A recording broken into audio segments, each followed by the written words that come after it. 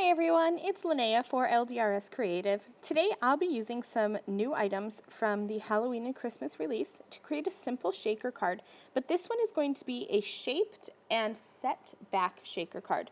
So instead of having a simple shape like a square or a circle, I'm actually going to be taking the shape of this potted poinsettia stamp set and creating a shaker card from that.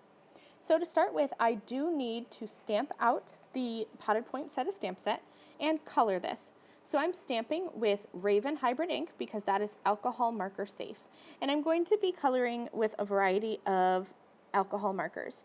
I'll show you which markers I am coloring with at the beginning of each of my color schemes, I guess you could say. I'm using a green color scheme, a red, and then also kind of a tan or a tannish orange kind. So I'll be showing you all the markers I'll be using at the start.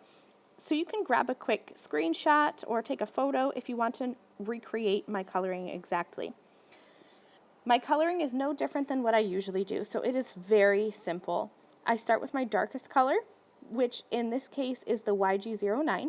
Then I'm going to move on to my next darkest color, the G14, and then just continue on from there. So for the green, it was quite simple. I started with dark, and then I had my, what I call my dark medium, and then my light medium, and then my lightest coloring.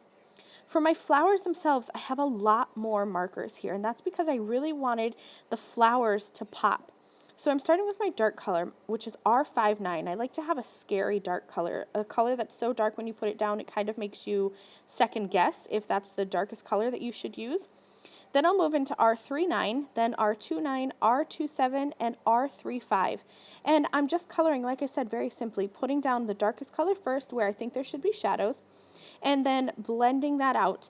So in this case, I have a lot of medium. I think I have 3 shades of medium. So I just go in descending order, starting with my darkest and then moving on down. I'm doing the same thing here for the pot. I wanted to have kind of a terracotta colored pot, a more traditional. I'm going very traditional with this whole thing. The leaves are a traditional Christmas green and the poinsettia is a traditional color. But I have seen a couple members of the design team doing blue poinsettias, and I think those are absolutely gorgeous. And I might try to work up the nerve to go untraditional and do a blue poinsettia one of these days. So once this is all colored in, I'm going to set this to the side. This is usually when you would die cut that image. But instead, I have chosen a piece of pattern paper from the Peace and Joy 6x6 paper pack. I cut this down to A2 size. That's going to be the size of my card front. So this is cut to 4 1/4 by 5.5 inches.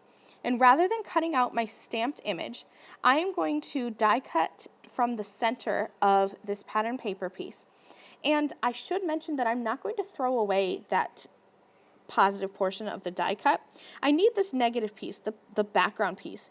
But don't throw away the piece that actually cuts out because you can definitely use that. You can see here how I'm going to create that set back shaker. So when you die cut an image, the LDRS dies leave just a slight white border.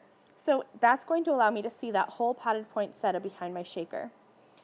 I added some double-sided adhesive tape behind my pattern paper piece. Then I'm covering that whole thing with a piece of acetate. So now I have that wall there that's going to form the front of my shaker. I didn't get this quite lined up correctly, so I'm just going to take my scissors and trim away any of the acetate that's overhanging. I really just had a bit hanging off of the bottom. Then I'm going to flip this around, and I'm using double thick foam tape. That's going to allow my shaker bits to really move around. I hate when I create a shaker and the shaker pieces don't move. It's so disappointing. So I'm going to make sure that I use a super thick foam tape to make sure that there's enough room in my shaker card for my sequins to move around.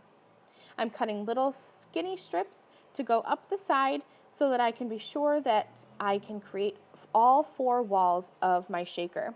And then you'll see me even come in here, and I'm just going to block off other portions because the sequins really don't need to go all the way up into those top and bottom corners. I want them to stay pretty much where the poinsettia is. I have a shaker mix here that has gold and some shimmer gold and then some white sequins too. This is something that I like to use for a lot of shakers, but specifically Christmas shakers. Then I'm going to take my shaker piece here and align that up over that potted poinsettia stamped and colored image. Might not get perfectly lined up the first time, so I'm just going to peel that back and try again. This will be able to get perfectly lined up if you get your head right over the top because I used that coordinating die.